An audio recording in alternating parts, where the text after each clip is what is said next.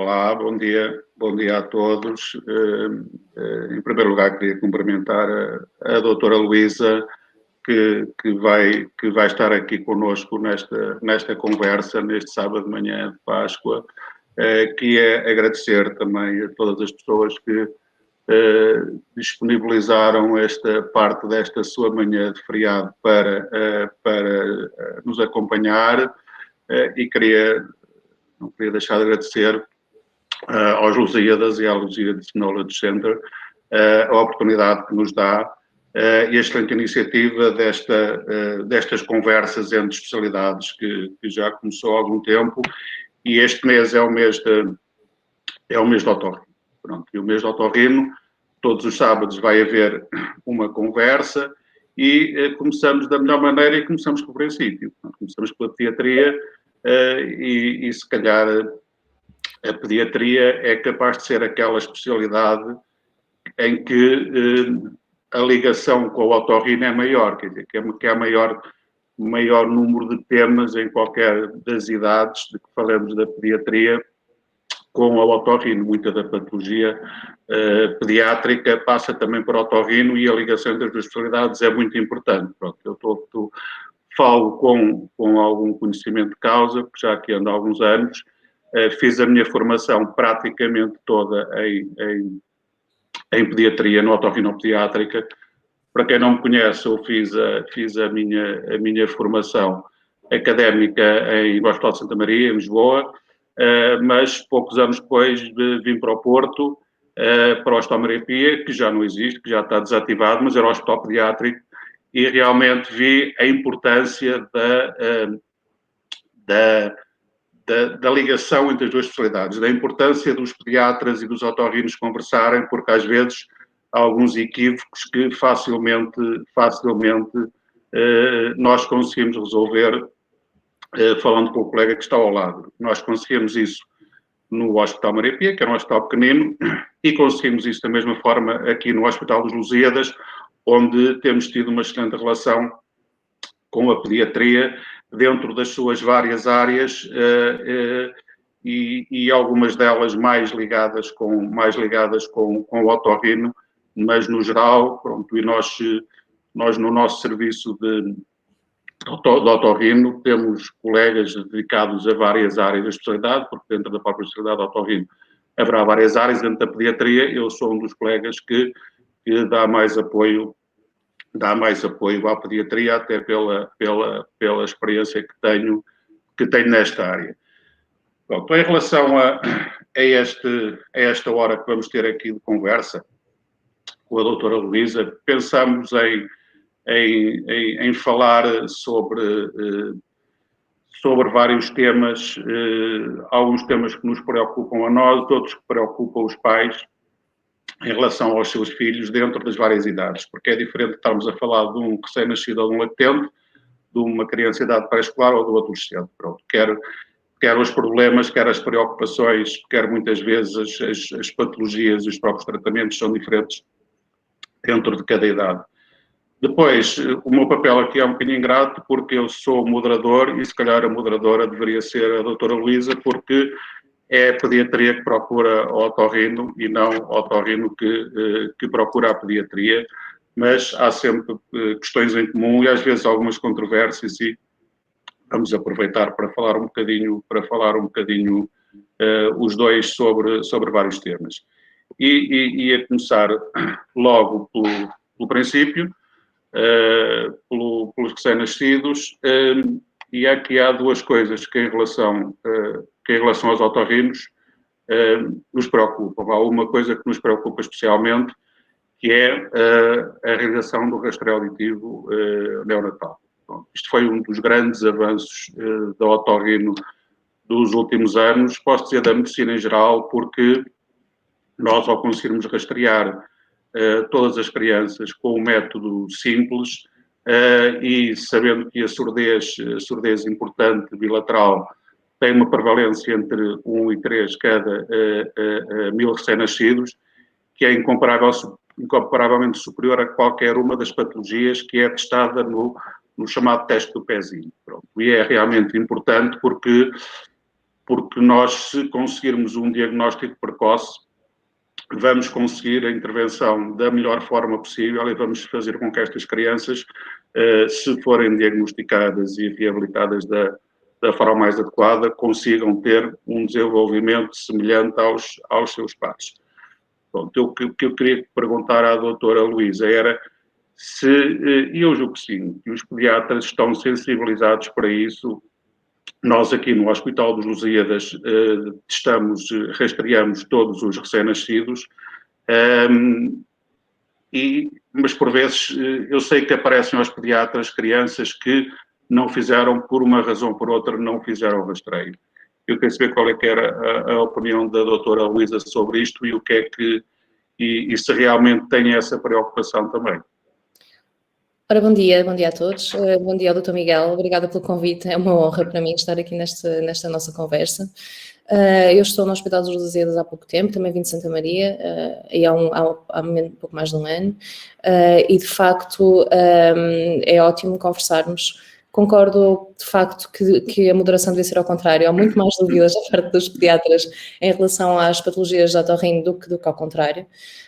Mas, de qualquer maneira, há, de facto, algumas controvérsias, algumas opiniões, e acho que será uma conversa muito produtiva, não é? Bilateralmente.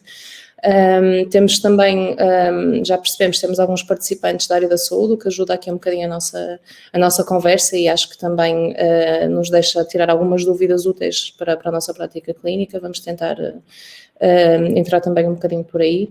Em relação ao período neonatal, de facto, o rastreio auditivo é provavelmente os gestos mais importantes que uma criança pode fazer quando nasce. E os pediatras, de facto, são muito sensíveis, nomeadamente, até antes do rastreio auditivo, para alguns fatores de risco, que nos alertam do risco de uma surdez. Desde um bebê muito prematuro ou que esteve ventilado, a uma mãe com uma infecção congénita. A mim, em particular, preocupa-me às vezes as mães com citomegalovírus, porque não é uma infecção procurada sistematicamente, não faz parte dos rastreios na grávida. Muitas vezes faz-se se existe alguma questão na ecografia, se existe alguma suspeita por outra razão.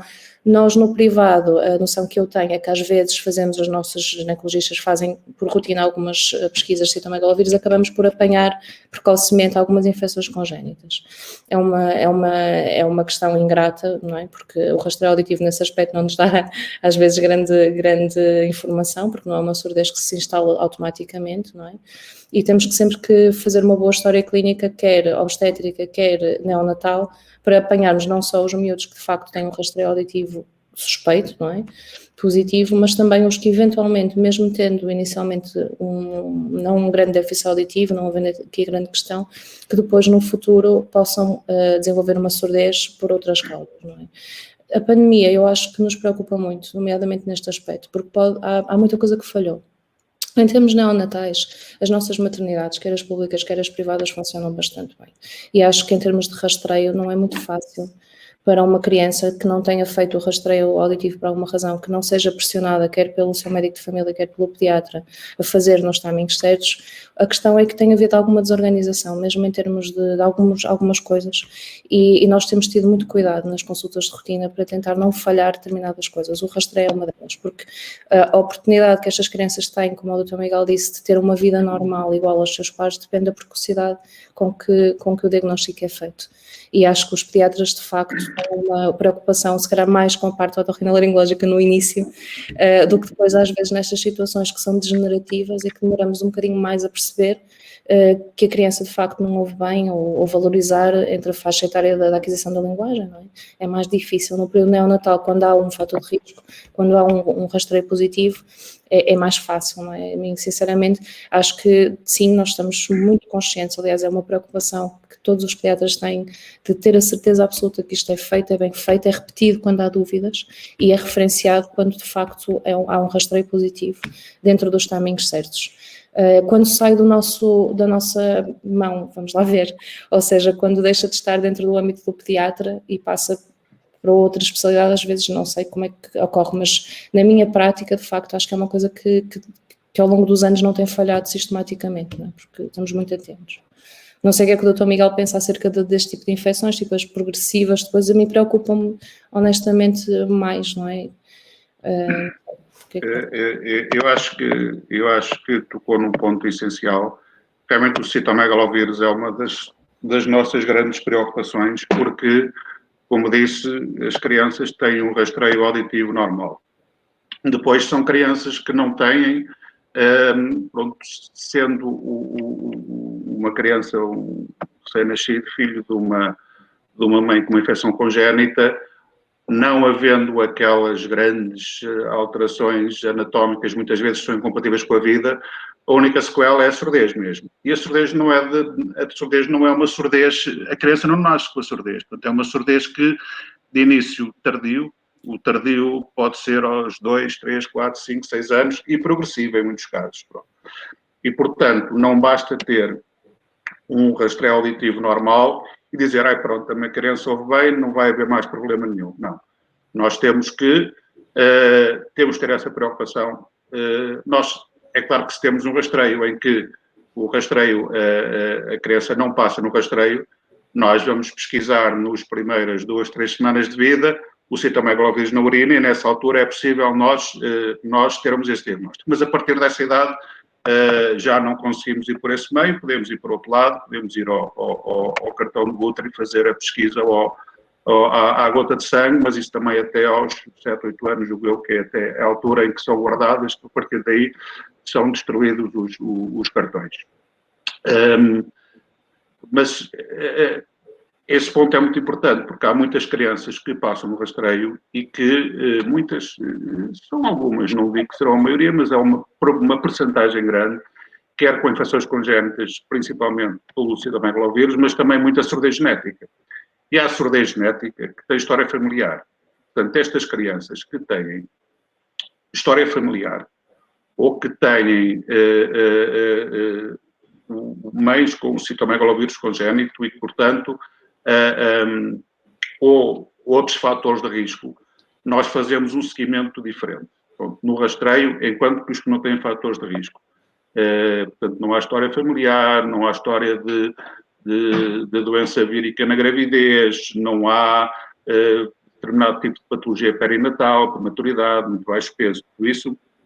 As crianças passam o rastreio, mas depois os pais e os pediatras, principalmente, ou os médicos de família, depende de quem siga a criança, têm que estar atentos aos marcos do desenvolvimento da linguagem. Pronto, e sabemos que estas crianças, os pequeninos, têm um acompanhamento muito regular nos primeiros anos de vida, e uma das coisas que se deve avaliar é isso. Pronto, portanto, há estes marcos do desenvolvimento da linguagem e há os sinais de alerta. Portanto, quando as crianças fogem muito destes marcos, por exemplo, uma criança que não balbucia com 7, 8, 9 meses, que não diz palavras até ao ano de idade, não diz mamã, não diz papá, que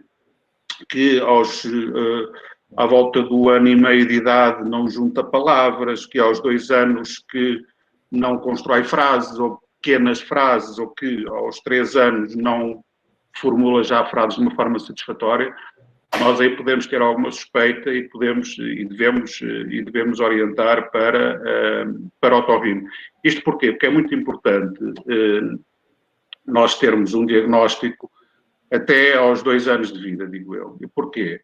Porque o córtex auditivo tem uma plasticidade neuronal em que nós, quando nascemos, o nosso córtex não está dividido em áreas, a área auditiva, a área relativamente à visão. Portanto, em termos sensoriais, temos zonas que nós sabemos que são ativadas, mas precisam dessa ativação.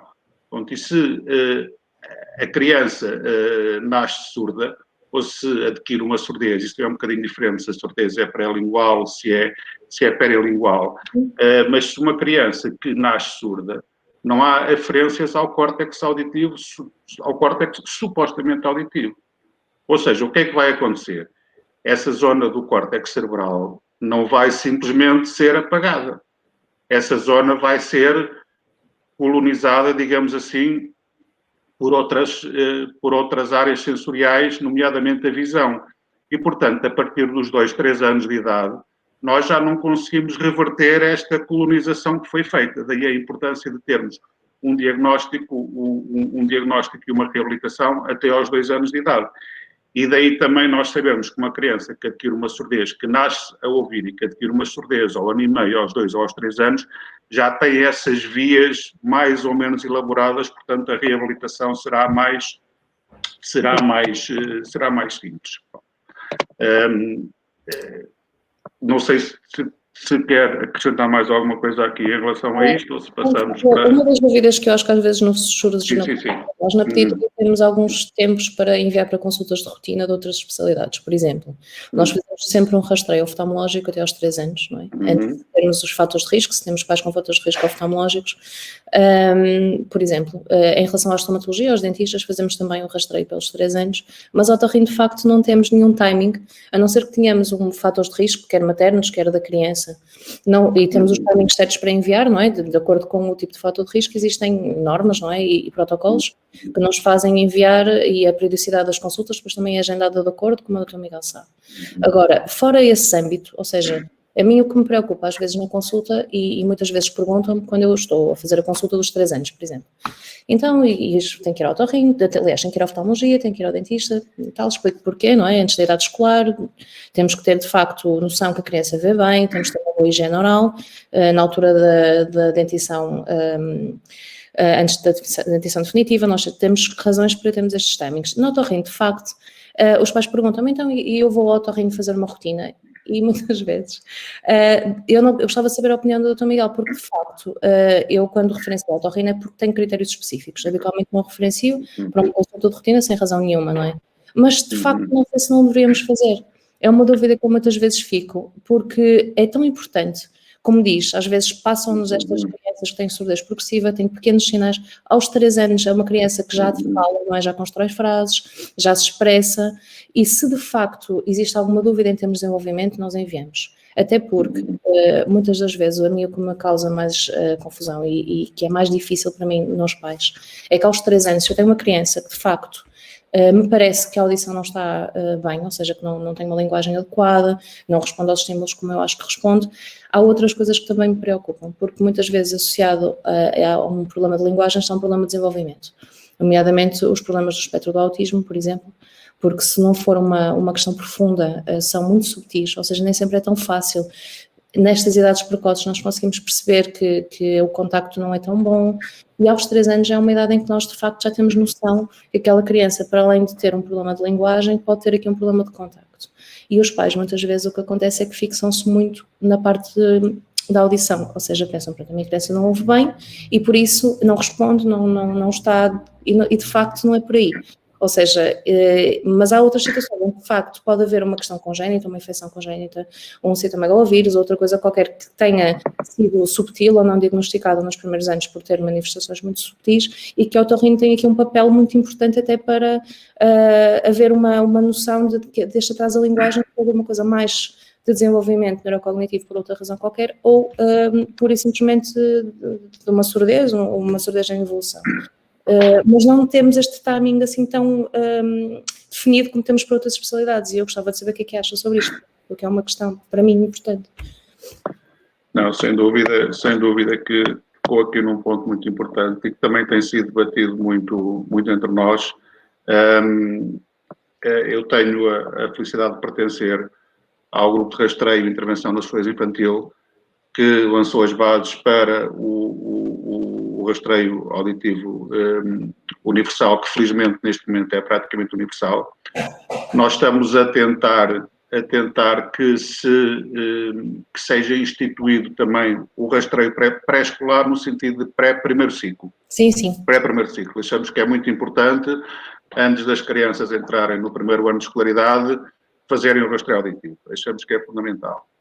Mas aquilo que nós vemos cada vez mais, e quem trabalha em grandes hospitais, quer hospitais privados, quer hospitais públicos, vê que, e no meu caso, como otorrino pediátrico, a maior parte da referenciação que eu tenho é das crianças com 2, 3 anos de idade, em que temos a dúvida se as crianças são surdas, se têm o autismo, se pertencem ao ESANS, portanto, este termo mais global, e que realmente nos parar de pensar até que ponto é que poderemos pensar em fazer um rastreio também por volta dos 3 anos de idade, É claro que isto vai consumir muitos recursos já em relação ao rastreio dos 5, 6 anos de idade. As dúvidas que se põem é por quem vai fazer o rastreio e onde é que vai fazer o rastreio e como é que se faz, e que não há meios.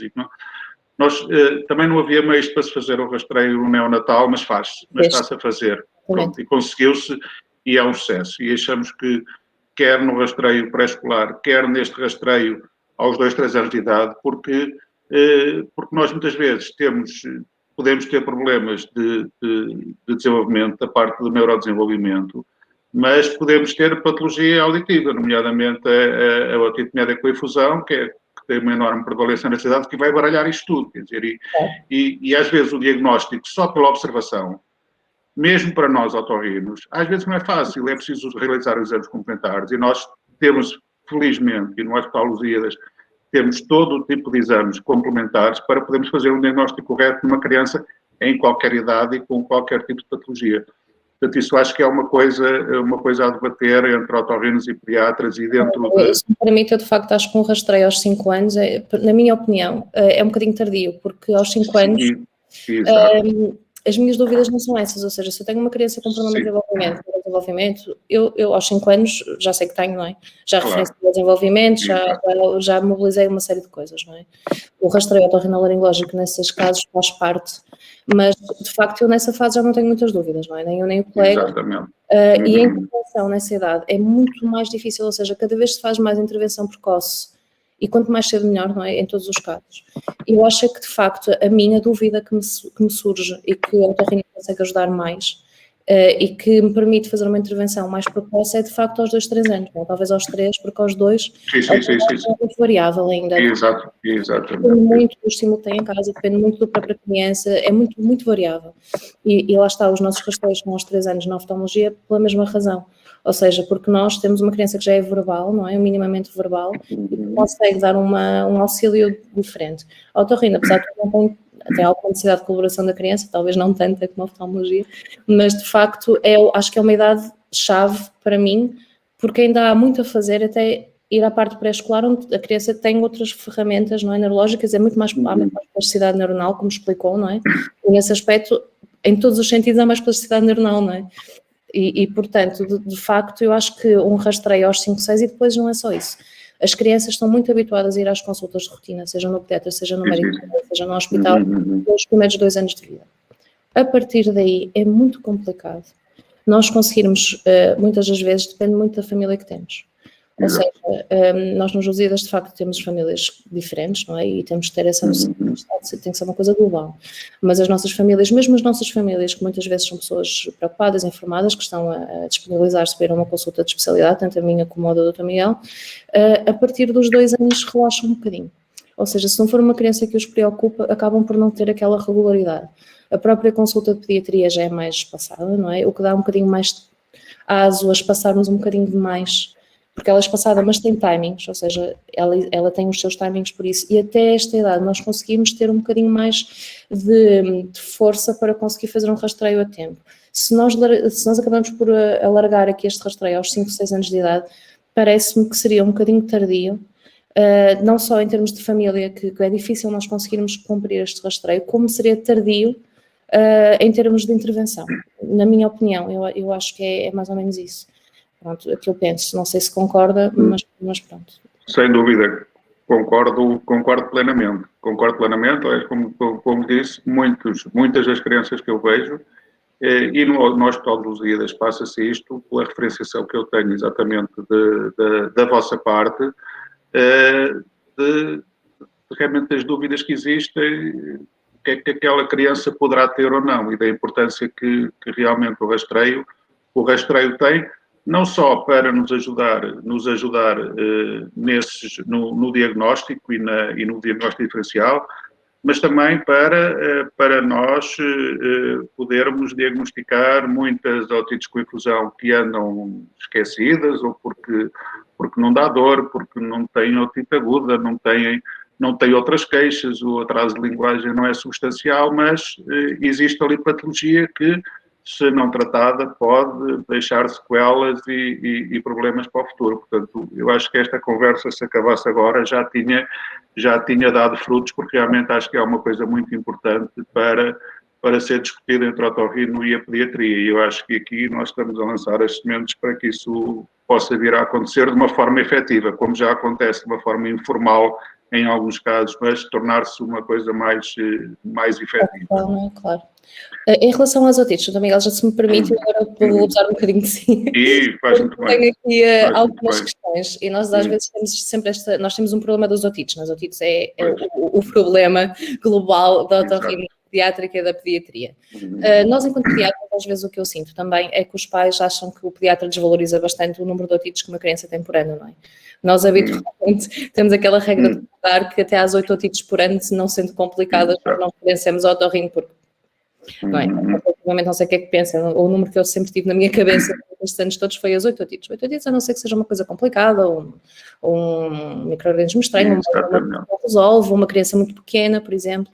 Eu tive uma criança, de facto, com 2 meses, com uma otite separada durante muito tempo, que teve que ser referenciada, mas isso pronto, de facto faz-nos suspeitar de outros problemas, de imunidade, até anatómicos, alguma coisa que possa acontecer. Agora, isto não é nada bem aceito pelos pais, evidente, que vão correr ao otorrino porque acham que o pediatra não valoriza minimamente as otites. Eu não sei se acha que é uma boa política, ou seja, se faz sentido, se há aqui alguma coisa que acho que, a não ser que a criança de facto não ouça bem ou tenha aqui algum problema, pode ter uma otite serosa, uma coisa crónica, mas uma otite banal, simples, dentro de um contexto de uma infecção respiratória, na regra geral tratamos, não referenciamos porque é uma patologia muito comum.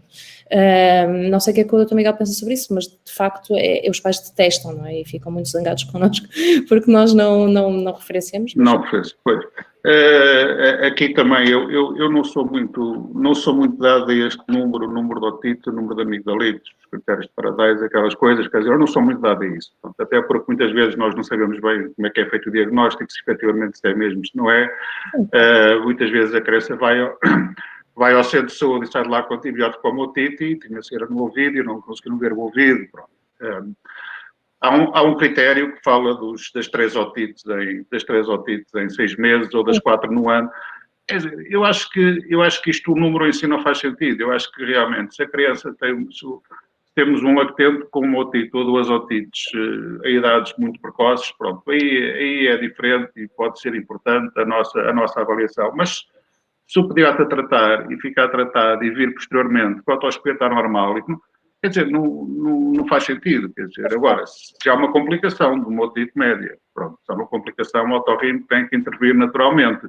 Ou se as otites têm uma repetição em que o líquido não desaparece do ouvido, mas o pediatra consegue ver a efusão, aí orienta para o otorrino, eu aí acho que o número em si, nós às vezes vemos coisas anedóticas de crianças com 2 otites que nos são enviadas à consulta, quer dizer, não faz. Sim, lá está, eu acho que isso também tem que haver aqui alguma colaboração, porque muitas vezes o que me incomoda é que nós temos que ter algum critério para referenciar a especialidade, não é? E acho que nós que fazemos muita urgência, eu faço muita urgência, e fiz urgência em muitos sítios, em muitos hospitais, e de facto, para haver uma colaboração saudável, tem que haver critérios, não é?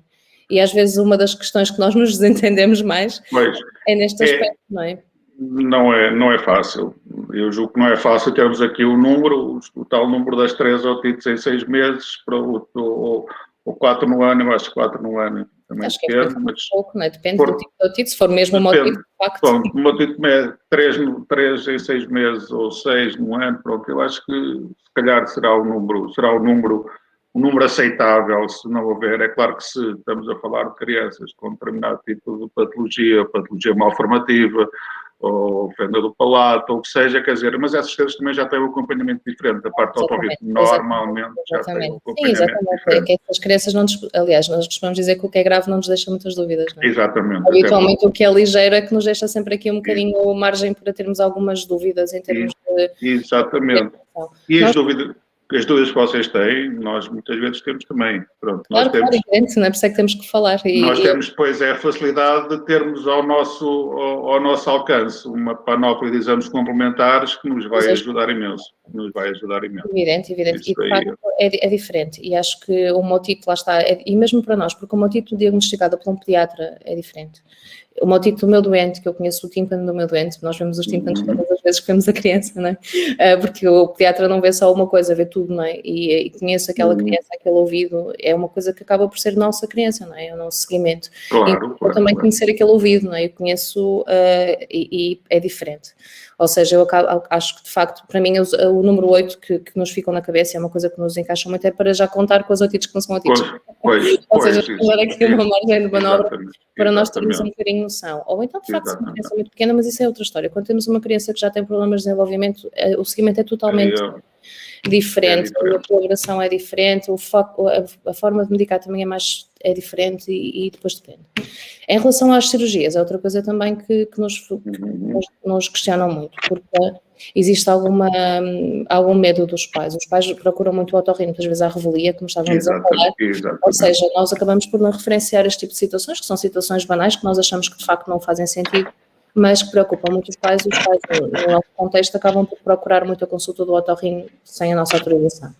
O problema é que quando têm indicação para ser operados, depois também não querem e vêm à nossa consulta pedir-nos a nossa opinião. Pois.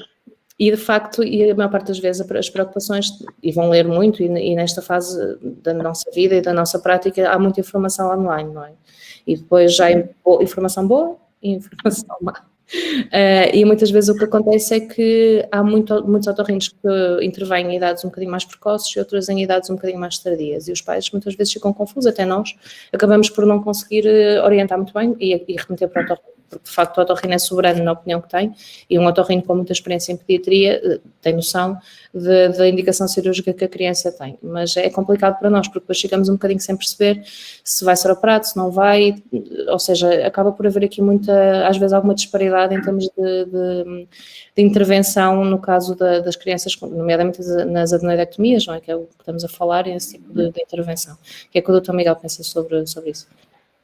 Pronto, acho que aquilo que acabou de dizer que é muito importante, que o otorrino que observa a criança pode ter mais ou menos experiência em pediatria, e eu acho que isso é o mais importante, porque não é aquilo que vem nos livros, é mais eu acho que conta mais a nossa experiência, porque a criança, normalmente das cirurgias, a colocação dos tubos de ventilação pode ser ou por otite com infusão que não resolve, ou por otite média recorrente. Agora, aqui na otite média recorrente também temos que ver tal número de otites. Há os pais que nos aparecem que fazem otite de 15 em 15 dias, ou que fazem uma otite por mês. Pronto, nós primeiro temos que verificar isso, temos que tentar perceber se isso é verdade, se não é verdade. Temos que ver que influência é que isso tem no desenvolvimento da criança, no desenvolvimento da linguagem, no próprio ambiente familiar. Pronto, e aquilo que eu faço sempre, e especialmente no Hospital de Lusíadas, normalmente as crianças que vêm à minha consulta são referenciadas pelo pediatra. É claro que há aquelas, como disse, que vêm, dão a volta e que vêm sem o pediatra saber. E eu digo sempre, olha, eu acho que deve fazer isto ou aquilo, mas falo com o seu pediatra ou falo com a sua pediatra para saber qual é que é a opinião. E realmente, eu tenho colocado em tubos de ventilação em algumas crianças com otite média corrente, se calhar cada vez menos. Porquê? Porque a otite média aguda, se for convenientemente tratada, se nos intervalos das crises não houver infusão persistente que leva a atrasos de linguagem ou outro tipo de problemas que possa deixar sequelas, mais tarde ou mais cedo estas otites vão desaparecer, faz parte do desenvolvimento do sistema imunitário de muitas crianças. Pronto. E depois o tubo de ventilação, enquanto lá está, funciona, mas também pode haver períodos de otorreia quando ele lá está, e depois quando ele sai pode ficar uma perfuração, pode ficar uma cicatriz, ou pode surgir a infusão ou voltarem a aparecer as otites. Portanto, aqui o critério não é fácil. Não é fácil, mas realmente naquelas crianças que fazem otites com uma frequência quase mensal, digo eu, mais de 6 meses, eu julgo que a colocação de tubo de ventilação, só o tubo de ventilação. A adenoidectomia, porque muitas vezes estas crianças têm menos de 2 anos de idade. E nesta idade, normalmente não fazemos a adenoidectomia. Eu não faço a adenoidectomia. a não ser que haja uns adenoides efetivamente muito grandes e muito obstrutivas, porque eu sei que se eu faço uma adenoidectomia numa criança muito pequena, os adenoides vão voltar a crescer.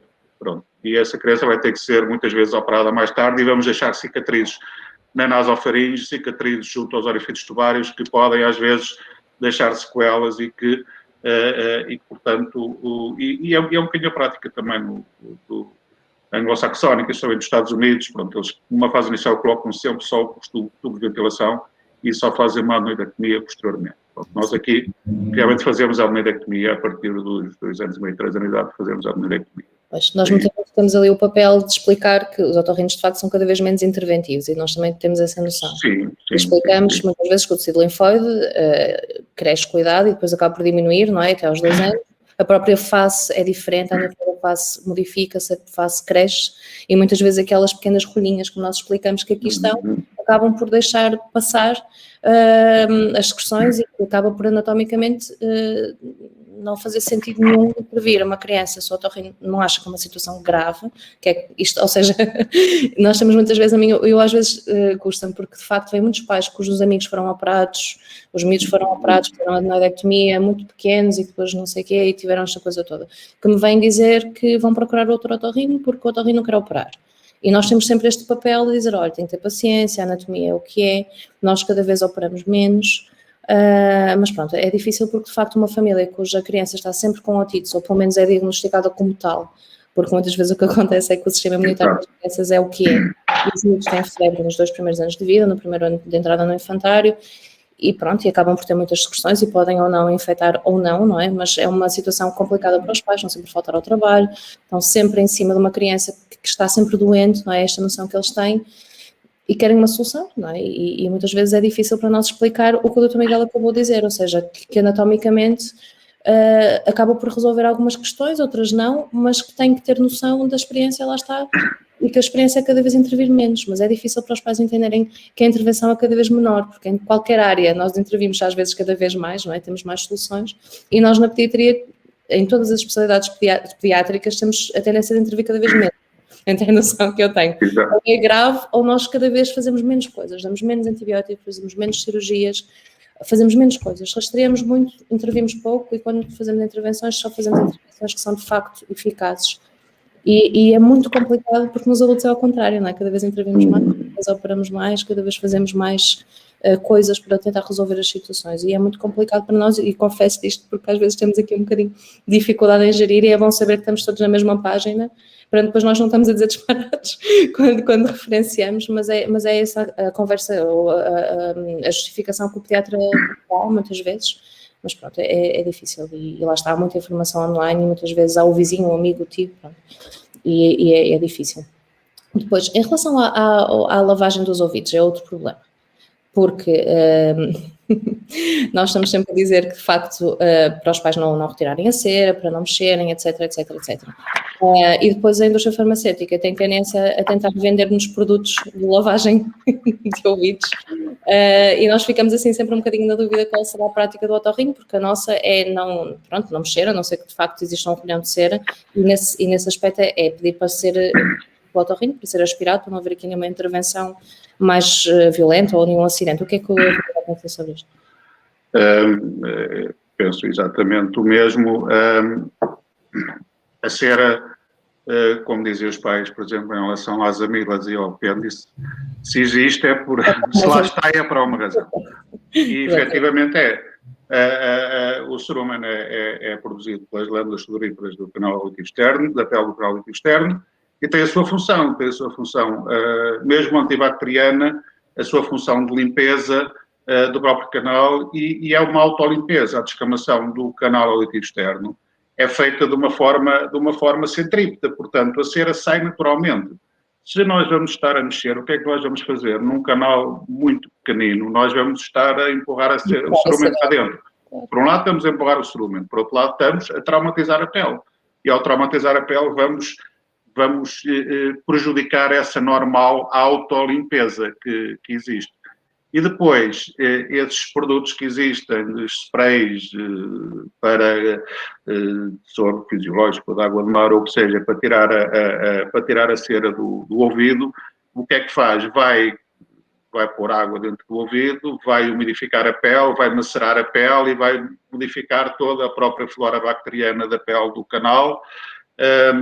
Portanto, se há efetivamente um olhão de cerumen que dificulta a observação, crianças, por exemplo, que têm vários episódios febris e que o pediatra não consegue avaliar um ouvido, ou que está num episódio febril e nos envia, e isso acontece muitas vezes, para nós retirarmos o cerumen para podermos observar, muito bem. Pronto. Agora, o cerumen em si não é doença, nem é patologia na maior parte dos casos. Portanto, e não devem ser utilizadas esses produtos, nem deve. A limpeza é limpar cá fora só por Nós não há costumamos fazer necessidade. os cotovelos, não é? Que é para Exatamente, é que não há necessidade. Pronto. A questão é, para mim, eu acho que nas crianças pequenas os pais até conseguem perceber mais ou menos essa situação. Muitas vezes o que me surge é os adolescentes. É muito complicado. Sim. Os adolescentes têm muita dificuldade em compreender essa situação. Não sei, de facto existe alguma descamação, pois há uma dermite seborreica às vezes associada. Exatamente. E tem os canais às vezes mais de facto entupidos, não só com cerumen, mas com células. E é difícil essa situação, de facto. E depois são mais propensos a fazer otites externas e outro tipo de coisas, não é? E é complicado, depois nós às vezes já não sabemos se é uma otite por traumatismo, ou seja, que são adolescentes que de facto estão sempre a tentar limpar o canal auditivo externo com coisas variadíssimas, desde que eu já vi, desde chaves de carros a coisas que não fazem sentido nenhum. E eu pergunto se nesses casos faz sentido nós limparmos com outra coisa, ou seja, um miúdo que de facto tem muita tendência a ter hipocúsias por obstrução em canais com cerumen, que às vezes acontece. Não é assim tão infrequente. Ainda na semana passada veio um adolescente à urgência, no Hospital dos Lusíadas, porque tinha uma hipocúsia com uma semana de evolução, porque tinha um olhão de cerumen. E pronto, é uma criança, um adolescente, tinha 16 anos, que me dizia que isto de facto acontecerá algumas vezes. E eu pergunto-lhe se nesses casos faz sentido nós intervirmos com algum tipo de medicação e qual, não é? O que é que costumam usar? Eu aqui, muito sinceramente, uso a coisa mais simples que há, que é o óleo de amêndoas doces. Portanto, é um emoliente que muito pouco traumatizante quer para a pele do ouvido, e que acaba por ter um efeito semelhante àquelas gotas que são vendidas na farmácia, mas que tem uma série de produtos associados e uma série de medicamentos que nós não sabemos que mal é que podem fazer à pele. O que nós temos com o óleo de amêndoas doces é realmente, desde os pequeninos, mesmo os pequeninos podem fazer isso, e é o que eu costumo dizer, mesmo a alguns adolescentes que eu tenho e que vêm à minha consulta regularmente, uma vez por ano, às vezes menos, para retirar o cerumen. Eu digo-lhes, vocês quando começarem a notar, ponham o óleo de amêndoas doces durante uns dias quando se forem deitar à noite e evitam que haja essa acumulação tão grande de cerumen, que é muito variável pessoa a pessoa. Pronto, o cerumen, a produção, a quantidade é diferente, e a própria qualidade é diferente. Às vezes aparecem nos pais, porque o meu filho tem uma cera muito amarela, ou outro tem uma cera muito preta, ou tem uma cera muito dura, ou tem uma cera muito mole. Pronto, é diferente. Conforme as pessoas, é diferente. Como tudo é nós, somos diferentes em muita coisa. E já falámos há bocado daquilo que os pais, muitas vezes, que nos aparecem na consulta, sem o pediatra saber, é dizer, olha, o meu filho foi outro dia à urgência e o pediatra disse que tinha umas amibas muito grandes. E aparece-nos na consulta. E pronto, com aquela coisa de que é para operar as amígdalas. É claro, nós temos que ter a noção, não sei se isso com vocês se passa também, se os pais os interrogam nesse sentido, porque as amígdalas grandes só por si não tem problema, pronto. As amígdalas são como tudo, podem ser maiores, podem ser mais pequenas, pronto. Agora, temos é que ver se temos um síndrome da apneia do sono associado, se temos problemas de deglutição, problemas de articulação da fala, pronto, são coisas diferentes. Agora, amígdalas grandes só por si são aquelas coisas que muitas vezes nos aparecem, os pais, isso é problema, ou o meu filho tem uma amígdala maior que a outra. Pronto. Esse é o problema. E que eu acho que isso é um problema que não está bem, como é que eu hei de explicar? Nós vemos uma criança que tem uma amígdala, quando se classificarmos de 0 a 4, tem uma amígdala que é grau 1 ou 2 e é 3 ou 4 do outro lado. Pronto. e a criança aparece-nos na consulta, ou aparece-nos a vocês. Pronto, os pais muito preocupados, porque o que é que pode ser, e pode ser um tumor, e pode ser isto. Pronto, de facto, Dr. Miguel, eu por acaso, das amígdalas assimétricas não é, se me aconteceu uma ou duas vezes, nós somos todos assimétricos, não é? E de facto, nós temos que nos preocupar ou não, não é? E as grandes áreas em que nós habitualmente vemos é, de facto, se há problemas da linguagem, se há um síndrome da apneia obstrutiva do sono, se a criança ressona muito, se para de respirar, se infecta muitas vezes as amígdalas, tem muitas amigdalites, e mesmo as muitas amígdalites é preciso que sejam bacterianas, porque de facto existem outras coisas, como por exemplo o síndrome de FAPA, que é uma entidade nova que faz amigdalite e que nós sabemos que não é bacteriana e pronto, e que pode eventualmente ser uma indicação para a amigdalectomia, mas é outra história, não, pronto, se infectam, se não infectam. E depois a questão, nós às vezes, eu entendo, mas por acaso nunca me passou pela cabeça que os pais se fossem queixar, nós às vezes dizemos isso, até para os pais terem noção que o facto da criança ter umas amígdalas grandes de base não quer dizer que sempre que está doente tem uma amigdalite. Ou seja, o nosso comentário muitas vezes, pelo menos eu falo por mim e pelos colegas que vejo muitas vezes a trabalhar comigo, é no sentido de as crianças têm amígdalas grandes, os tecidos linfóides das crianças são, de facto, é como os gânglios, que muitas vezes os preocupam, temos gânglios e tal. Isto faz parte do desenvolvimento, as crianças são assim, é variável, mas de facto, mas para os pais terem noção que aquelas amígdalas são de base grandes. Ou seja, que quando a criança está doente não há uma verdadeira hipertrofia amigdalina, ou seja, aquela criança tem esta característica. Ou mesmo quando há uma amígdala assimétrica, para ter noção que nem sempre é um abscesso, pode haver não há abalamento do palato, não há desvio da uva, ou seja, que os pais tenham noção que vão à urgência que forem, vão ao serviço médico que forem, que aquela criança de base tem uma coisa que lhe é anatomicamente normal. Ou seja, que isto tem também a ver esta transmissão ao médico que vê da urgência, porque é muito diferente uma criança que tem umas amígdalas pequenas, que está doente e tem uma hipertrofia amigdalina marcada, que não é habitual na criança e que mesmo sem estudado, se calhar justifica nós fazermos um strep test, seja o que for, mas acho que às vezes o nosso sentido é mais, espero eu, na noção do pai terem noção da anatomia e das particularidades de cada criança, porque é diferente. Nós valorizamos ou não valorizamos, também dependendo às vezes um bocadinho do que os pais nos dizem. Nos dizem, doutor, olha, que ele sempre foi assim, ou isto é uma coisa dele, e nós às vezes fazemos isto e explicamos que nem sempre lá, porque os pais veem as amígdalas, não quer dizer que elas sejam infectadas ou que seja anormal, é normal. Elas existem, estão lá, e é o nosso papel às vezes fazer isso. Agora, em termos da simetria amigdalina, como eu digo, depende, não é? Isso não há mais nenhum sinal de risco, para mim, a mim não me faz sentido enquanto pediatra fazer uma referenciação, até porque isto causa alguma ansiedade, não é? Porque depois, de facto, há uma assimetria amigdalina, os pais começam a pesquisar, não é? E a pensar que pode ser um tumor, e não sei o quê, e depois é um problema, porque nem o que eu vou dizer, nem o que o Dr. Miguel vai dizer, vai se calhar libertar ali uma ansiedade que de facto não se justifica.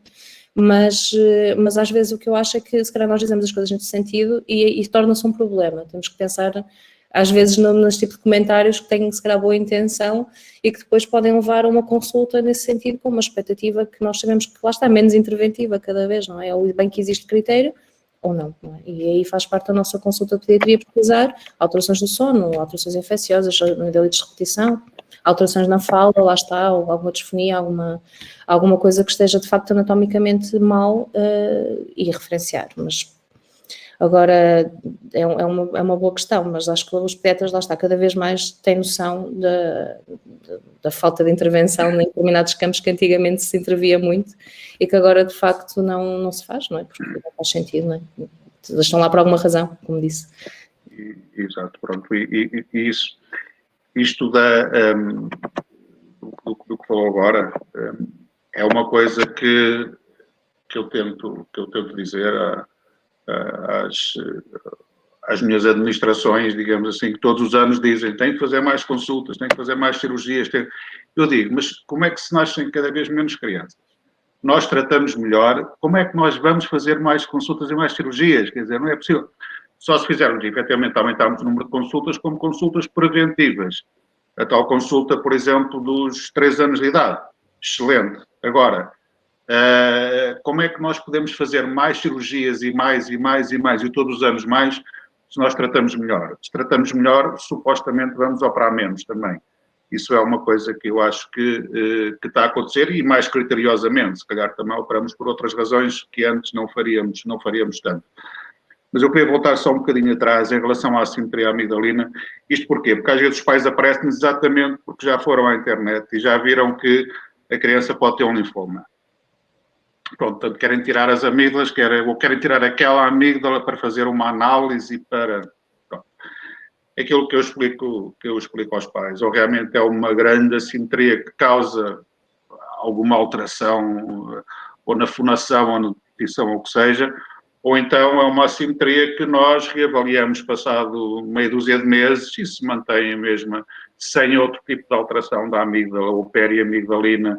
Se não há crescimento num período de alguns meses, nós não nos vamos preocupar e tranquilizamos os pais, até porque eu muitas vezes falo de um estudo que existe canadiano num hospital, que foi feito num hospital pediátrico, um estudo retrospectivo de 1949 a 2006, estamos a falar de 57 anos, num hospital terciário pediátrico, foram diagnosticadas 6 linfomas não Hodgkin extranodais nas amígdalas, por assimetria amigdalina. Ou seja, 100 casos em centenas de milhares de crianças operadas às amígdalas é realmente muito pouco. É certo que nenhum deles tinha sintomas B, mas isso é claro que se a criança tem uma assimetria amigdalina e tem sintomas B, nós vamos tentar perceber, mas não vamos operar. Primeiro mandamos ao pediatra para investigar. Pronto. Claro, evidente, é o nosso papel. Mas isto tem muito a ver com a internet e com a preocupação que os pais têm de ir rapidamente ver, e muitas vezes há informação que não é correta e que preocupa os pais. E é difícil, às vezes, convencer os pais de que... Sim, porque nós não podemos garantir. Mas garanto-me que o meu filho não tem um tumor. Não garanto. Mas... É difícil. Nós conhecemos uma especialidade muito pouco interventiva, lá está. Nós estamos aqui para ter a certeza que as coisas correm de forma tranquila e normal, não é? E quem faz pediatria faz exatamente o mesmo papel, como o Dr. Miguel estava a dizer. Nós tratamos cada vez melhor e é difícil explicar a toda a gente que nos rodeia que a não intervenção é um sinónimo de melhoria prática, de boa prática, na realidade. A intervenção atempada é uma coisa que nós temos que fazer. O rastreio, a prevenção, é de facto a arma para toda a medicina avançada e acho que nós temos que o fazer. Não quer dizer que nós estejamos atentos. Ou seja, nós para fazermos uma boa prevenção e para não intervirmos, e muitas vezes digo isto aos pais, nós para passarmos um paracetamol na urgência temos que saber tudo o que não é. É muito mais difícil não medicar, não operar, do que medicar. Exatamente, é isso mesmo. É muito difícil não tratar ou dizer de facto não é uma otite, de facto não é uma amigdalite, com segurança, mesmo em termos profissionais, não é? É preciso saber às vezes muito mais e ter muito mais confiança no que estamos a fazer para não fazer. E os pediatras nesse aspecto têm que navegar às vezes, muitas vezes, nestas zonas em que nós não damos uma resposta talvez interventiva, mas tentamos dar uma resposta segura. Não quer dizer que não vigiemos, mas é muito complicado. E acho que o problema muitas vezes é esse, é uma sociedade em que tem muita informação dispersa, difícil e tem pessoas que, por outro lado, estão a contrariar aqui um bocadinho a tendência que toda a gente quer, da intervenção, do fazer, do resolver, do já, não é? E nós de facto, temos que os tranquilizar e muitas vezes o que eu digo é, nós estamos atentos. E se houver questão, tanto nós como os colegas que particulam connosco, vamos vendo, vamos seguindo de forma mais regular, se dá segurança aos pais. Mas é muito ingrato. E nós, de facto, acho que navegamos muitas vezes contra a corrente, sempre foi assim, não é? Contra a corrente da evolução das coisas noutro sentido, não é? Mas é o que eu digo, Dr. Miguel, e de facto nota-se muito que o Dr. Miguel tem muita experiência, porque de facto nota-se que quem vê crianças com esta vontade que o Dr. Miguel tem, de facto, é muito mais difícil, não é? Ter esta atitude de conservadora, de confiança, sem nunca deixar os pais na mão, entre aspas, ou seja, transmitir-lhes a confiança de não fazer, não é? E isso angustia-nos um bocadinho em todos os aspectos. E nesse aspecto é bom nós estarmos realmente, de facto, trabalharmos no mesmo sentido e deixa-me a mim muito feliz. Não, pronto, isso que diz realmente, eu sei que muitas vezes há crianças que vêm à minha consulta e que eu tranquilizo os pais, digo que não precisa de ser operada, explico porquê, com a idade que as coisas vão se resolver, não havendo outros problemas, não vai haver qualquer sequela. Mas eu sei que se estes pais, e acontece algumas vezes, não poucas, não saem contentes da minha consulta e vão ao otorrino do lado e opera, pronto. Agora, eu não vou deixar de mudar a minha atitude e a minha maneira de fazer as coisas por causa disso, porque efetivamente, e há pais que querem que as crianças sejam operadas porquê? Porque assim deixam de ter que ir para o hospital de 15 em 15 dias e deixam... não faz sentido. Não faz Mas sentido. também faz parte do nosso papel, não é? De perceber quais é que são os critérios para se dirigir a uma urgência, não é? E muitas vezes começa logo aí. Ou seja, a educação de não ir a uma criança sem fatores de risco com uma doença febril, vai ficar doente na urgência, se calhar, não é? Quer dizer, lá está. E agora com o Covid é diferente, porque acho que nós agora conseguimos que as pessoas percebam que o facto de se dirigirem a um sítio onde tem doença infecciosa, sem critério, pode aumentar a probabilidade daquela própria pessoa se infectar com outras pessoas. Claro, e acho que o Covid nesse aspecto foi muito específico, ajudou-nos um bocadinho, não é? Fez perceber a dinâmica da doença infecciosa, mesmo em termos virais, ou seja, porque é que um vírus pode dar tanta patologia inespecífica, porque é que é tão difícil para nós, ou nós dizemos que é uma virose, não quer dizer que nós não saibamos qual é que é a doença, de facto sabemos, mas não há interesse em pesquisar uma doença, a não ser que seja um internamento, ou que se tenha que fazer um corte de salos, seja o que for, ou uma criança não é grave, de facto, para uma doença viral, não quer dizer que nós não queiramos fazer, não é? Eu, por acaso, tenho aproveitado bastante esta altura para dar alguma informação, fazer alguma literacia para a saúde, acerca da doença infecciosa, ou seja, como se transmite um vírus, a sintomatologia tão pausintomática de um vírus, e o facto de nós não fazermos uma pesquisa, apesar de não termos dúvidas diagnósticas. Isto acontece, não é? Não temos dúvidas, quer dizer, pelo menos na altura há sempre complicações, mas que as pessoas de facto têm que haver uma educação prévia antes de chegar ao Dr. Miguel. É muito difícil, porque nós às vezes insistimos, tentamos estarmos na mesma onda e não é fácil. Não é fácil porque lá está, a intervenção é um desejo. E depois também há aqueles miúdos que têm indicação para ser operados e não querem. E não querem. Nomeadamente, isso é mais nos miúdos, nas cefaleias, eu acho que estou a falar disso, que é uma coisa que muitas vezes acontece. Em miúdos que têm rinites alérgicas e depois têm sinusites associadas com complicações que de facto melhoram muito a sua qualidade de vida se forem intervencionados, que não querem. Não querem, às vezes, é verdade. É ao contrário, ou seja, os miúdos mais velhos não querem ser intervencionados, ao passo que os pequeninos parece que os pais estão sempre a insistir. E muitas vezes é mais ao contrário, ou seja, temos que os convencer a confiar na experiência do otorrino e no facto da qualidade de vida desse adolescente ser muito melhor pós-cirúrgico. Não sei o que é que pensa, mas eu tenho muita dificuldade em convencê-los. Não sei se tem na sua consulta, às vezes, em seguir as indicações cirúrgicas. É verdade. Em relação aos adolescentes, como já se falou há bocado em relação ao cerumen, os adolescentes têm alguma dificuldade em seguir orientações. Quer familiares e, se calhar, do médico ainda menos. Quer dizer, o que é que está para aqui a dizer, o que é que coisa, eu é que sei, o corpo é meu, pronto, aquelas coisas. Isso passa-se em relação ao cerumen que falámos há bocado, passa-se em relação ao ruído e à perda auditiva induzida pelo ruído, pronto, que não sei se ainda vamos ter tempo de falar ou não.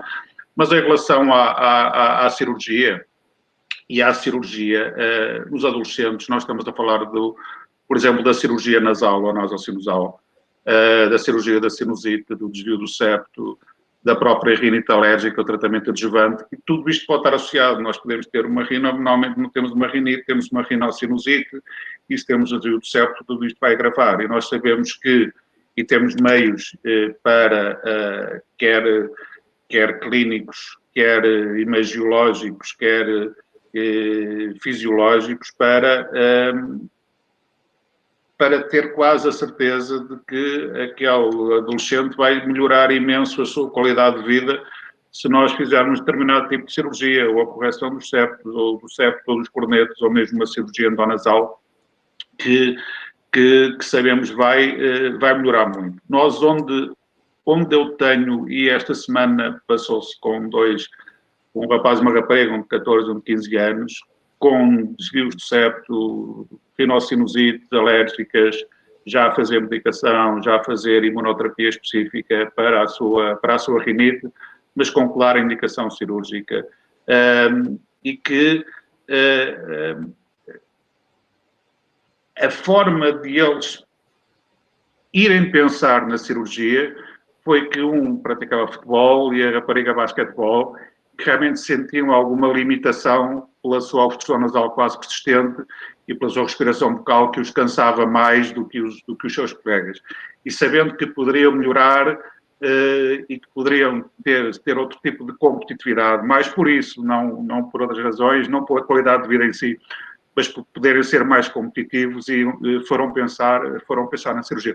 Mas realmente em muitos casos os adolescentes não podem ser, pronto, olham para nós assim, o que é que está para aqui a dizer e tal. É verdade. As mesmas coisas que nós usamos na asma, só que muitas vezes uma coisa está associada à outra e nós tentamos explicar que sem resolver o andar de cima não conseguimos... Exatamente, e sabemos que as agudizações das sinusites muitas vezes vão desencadear, vão aumentar a hiperreatividade bronquica, quer dizer, tudo isto é via respiratória, afinal, não é? E o que está em cima escorre para baixo, pronto, isto é a gravidade é assim mesmo, pronto. E se nós tratarmos o andar superior, o andar inferior passa a funcionar melhor, naturalmente, até porque respirar pelo nariz ou respirar pela boca, todos sabemos que é diferente. O ar chega de uma forma diferente lá abaixo do que se respirar pela boca. Um ar frio e o ar cheio de impurezas é completamente diferente do que um ar filtrado e quente que vem pelo nariz. Agora, não sei, eu acho que já estamos a aproximar-nos um bocadinho do fim do nosso tempo. Queria passar o papel moderador agora para a doutora Luísa.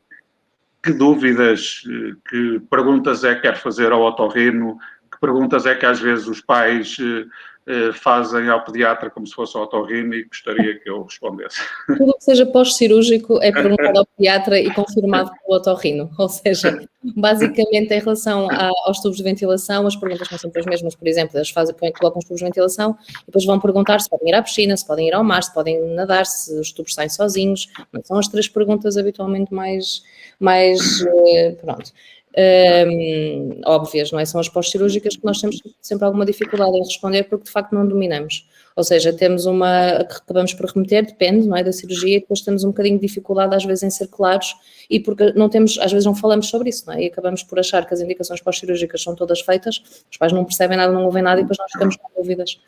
Essa é a principal. Estava aqui a pensar, eu tinha aqui uma lista de coisas para lhe perguntar, porque nós já fomos falando sobre tudo. O rastreio era uma coisa que de facto me preocupava bastante. Já falamos sobre os timings cirúrgicos, mas acho que essa dúvida é uma dúvida que, por pouco tempo que temos, acho que é uma coisa que de facto quais é que são as indicações gerais em termos de pós-cirúrgico de tubos de ventilação que habitualmente dá? Bem, aqui isto é um bocadinho controverso, aliás, é cada vez menos controverso. Há trabalhos desde há algum tempo, inclusivamente trabalhos recentes feitos cá em Portugal por um colega da Cruz Descobertas, que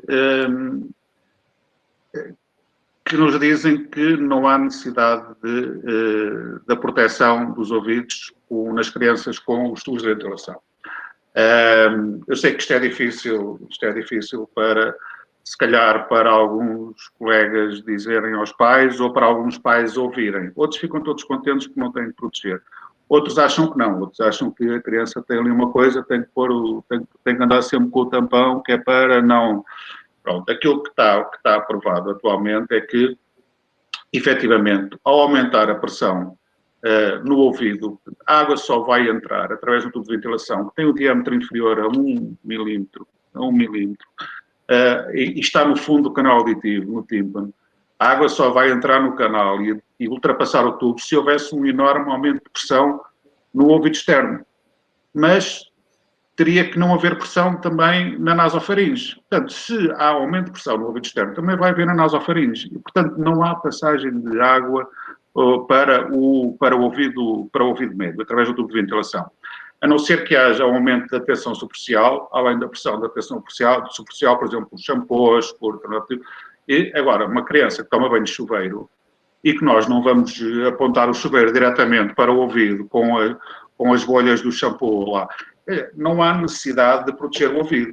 Mesmo a maior parte das crianças que fazem natação e que têm 2, 3, 4 anos de idade, não vão mergulhar ao fundo da piscina. Portanto, para haver a possibilidade de entrada de água no ouvido, estamos a falar de uma criança estar a nadar a uma profundidade de cerca de 50, 60 centímetros, porque na maior parte dos casos, e nos pequeninos não acontece de todo. Portanto, não há absoluta necessidade, tampouco não há necessidade da proteção auricular no pós-apelado de ventilação.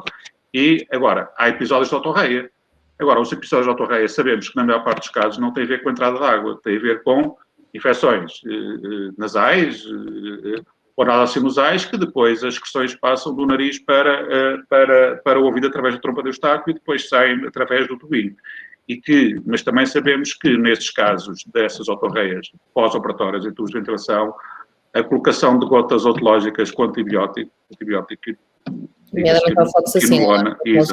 Quinolona, pronto, que é algo que não é ototóxico, resolve na maior parte dos casos. Aliás, eu costumo prescrever no pós-operatório dos tubos de ventilação a fluoxacina durante 2, 3 dias, no pós-operatório, porque formam sempre algumas crostas, algumas secreções que ficam ali agarradas, pronto, para aquilo ficar bem desinfetado e, no fundo, também tentarmos prevenir, se bem que isso é sempre um bocadinho difícil, tentarmos prevenir os biofilmes que muitas vezes se formam nos tubos de ventilação, e é isso que vai depois fazer perpetuar muitas dessas otorreias. Nós temos um bocadinho de dificuldade, porque nós quando vemos uma otite separada, temos muita dificuldade em não medicar em crianças pequenas, estamos a falar em crianças mais pequenas. Sim. Quando temos um tubo de ventilação, temos sempre aquela questão se de facto aquele for um micro-organismo mais virulento, mais infeccioso, porque houve uma cirurgia, não é? Até que ponto é que temos aqui uma porta de entrada que depois eventualmente pode dar complicações intracranianas, não é? E nós, de facto, pela minha prática também sei que os otorrinos muitas vezes com tubos de ventilação passam a fluoxacina a 2, 3 dias e depois de facto se não resolve, intervém com antibiótico oral. Confesso que o pediatra tem muita dificuldade. Por causa dessa história, não é? Ou seja, nós temos de facto medo das complicações intracranianas porque temos uma porta de entrada, acabamos por ter um tímpano, não é? Perpetuamente aberto, não é? Um micro-organismo suporado, um suporativo, bacteriano, e confesso que é muito complicado para nós, muitas vezes, tratar sem antibiótico oral nos miúdos mais pequeninos. Nos mais crescidos, enfim, não é? Mas assim, 4, 5 anos acho que já não há tanta questão. Agora nos mais pequenos, 3 aninhos, estou aqui a falar dos 3 aninhos, agora não 2, 3, para nós é sempre muito mais complicado, porque, pronto, não sei o que é que pensa, mas é muito difícil e nós temos muitas vezes... Sim, é aquilo que eu digo aos pais, no pós-operatório, é que pode haver esses episódios de supuração. Quando começar, porque normalmente isso quando começa com a saída de um transudado, um líquido transparente. Se eles nessa fase ainda de pouca quantidade e do transparente colocarem as gotinhas do antibiótico, muitas vezes 1, 2 dias resolve o problema. Quando não resolve, quando o sudado começa a ficar mais espesso e a mudar de cor, nessa altura aí já é necessário de preferência ver a criança e fazer um antibiótico sistémico também, sem dúvida. Pronto. Agora, aquilo que eu aconselho aos pais, olha, guarda as gotinhas, vai utilizar no pós-operatório, porque a validade é a validade que está cá fora, não é a validade que diz no frasquinho, e sai nas gotas para os olhos, para os ouvidos, vai fechar bem o frasquinho e vai guardá-lo. Isso é que se o seu filho um dia vir que tem algum líquido a sair do ouvido, aplica-lhe as gotinhas. Se o sudado ficar mais complicado, se tiver febre, se tiver sintomas gerais, aí necessariamente terá que fazer um antibiótico sistémico. Depois, os tubinhos, o tempo de duração dos tubos no canal auditivo, no tímpano. Pronto, o tubo, se for bem colocado, a média é aos tubos normais, chamados de curta duração, os tubos de Shepard, que é o que nós colocamos na maior parte dos casos, tem uma duração de mais ou menos 1 ano. Pronto. Pode ser, mas eu costumo dizer sempre aos pais, normalmente entre 6 e 18 meses. A média é 1 ano, mas se saírem aos 6 meses não há problema. Se ficarem um bocadinho mais, até 1 ano e meio, 2 anos, até às vezes um bocadinho mais, também não há problema. Temos é que ir avaliando para ver se o tubinho está entupido, se o tubinho está deslocado, se está a criar cicatrizes, se está a haver algum tipo de problema. Agora, não é avaliar todos os meses, ou 2 em 2 meses, como alguns colegas fazem. Eu avalio de 6 em 6 meses, pronto, imagino que de 3 em 3 também possa não ser desadequado, mas eu avalio de 6 em 6 meses. Ou sempre que houver alguma alteração. Os pais entram em contato connosco e hoje os pais dizem, olha, saiu uma coisinha azul do ouvido e levam-nos a coisinha embrulhada num papel ou no algodão, pronto, é o tubinho que saiu, pronto. Mas uma coisa que eu digo sempre aos pais os pais às vezes, já fui ao pediatra, já saíram os tubos. Mas eu quero sempre ver estas crianças depois de saírem os tubos de ventilação, porque primeiro até saírem, ter a certeza de que eles saem, ter a certeza de que saem, que não ficou uma sequela no tímpano, não ficou uma perfuração, ou não ficou, pronto, às vezes ficarem cicatrizes, desde que não interfiram com o movimento da cadeia ocicular, não tem qualquer problema. Agora, outro tipo de sequelas que podem existir, eu quero ter a certeza que elas não existem. E depois, faço sempre um exame audiológico, porque Claro. muitas vezes os tubos de ventilação são pós-otivo com infusão, portanto há uma hipoacúsia prévia à cirurgia, eu quero ter a certeza de que não há hipoacúsia depois, ou que não há uma surdez depois. E uma coisa também muito importante, que eu não queria deixar de dizer, é que nós, quando operamos uma criança, porque tem líquido, tem efusão, e supostamente houve mal e tem um atraso de linguagem por causa disso. No pós-operatório, que normalmente é ao fim de 15 dias, os pais dizem-nos logo, aliás, dizem-nos no dia em que a criança é operada e quando acorda. Ele já está a apontar para ali e perguntar o que é aquele som e o que é isto, eu já está a ouvir muito melhor. Quando os pais nos chegam ao fim de 2 semanas e dizem, não noto muita diferença, aí devemos sempre avaliar audiologicamente a criança, porque por trás dessa surdez de transmissão relacionada com a infusão pode estar outro tipo de surdez também. Pronto. E aí, daí a importância de nós, porque se nós vamos operar um ouvido, o ouvido está cheio de efusão, aquele chamado blue ear, que até custa a aspirar. Nós limpamos aquilo tudo, pomos um tubinho de ventilação. Supostamente a criança vai ouvir muito melhor. Claramente. Não é? Portanto, se não houve, e os pais aqui nós temos que, é muito importante aquilo que os pais nos dizem, e se os pais nos dizem... É uma noção que nós também temos, quando existe esse tipo de intervenções, as crianças mudam completamente, a linguagem, mudam, precisam, mudam de uma semana para a outra, já falam mais, já apontam, já relacionam. A linguagem, o comportamento, o relacionamento, há uma série de coisas, não é? Quando não há alteração nenhuma, fico sempre ali na dúvida, não fico à espera que os tubos saiam para reavaliar, reavalio logo para ver se haverá ali mais algum problema ou não. Mas depois, como digo, sempre avalio as crianças até os tubinhos saírem e ver que ficou tudo bem e que não há sequelas, porque, como tudo, é uma cirurgia, é uma intervenção e que, felizmente, em poucos casos, mas pode haver sequelas pós-tubo de ventilação. Ok. Então, se nós, imagino, nós temos uma criança que observamos na consulta cujo tubo de ventilação, após 4 meses pós-cirurgia, saiu. Nós vemos, de facto, porque temos que referenciar, não é? Pois. Pronto. Se calhar, na maior parte dos casos, saiu porque já não estava lá a fazer nada e porque a mucosa regenerou completamente e ficou tudo bem. Mas eu, quando saio antes de 6 meses, convém referenciar, não é? A ideia eu gostava sempre de ter a certeza de que está tudo bem, não é? Porque muitas vezes sai e a infusão volta logo passado algum tempo ou então são aqueles ouvidos em que o tubo é colocado e que se calhar não havia indicação para colocar o tubo e mais rapidamente o tímpano cresce de uma forma mais natural, digamos assim, mais rápida e o tubo, a sua extrusão é mais rápida também por causa disso. Estamos a falar de um tímpano normal e não do tímpano alterado que existe no caso das otites com infusão. Mas realmente é uma das coisas do pós-operatório, os tubos de ventilação.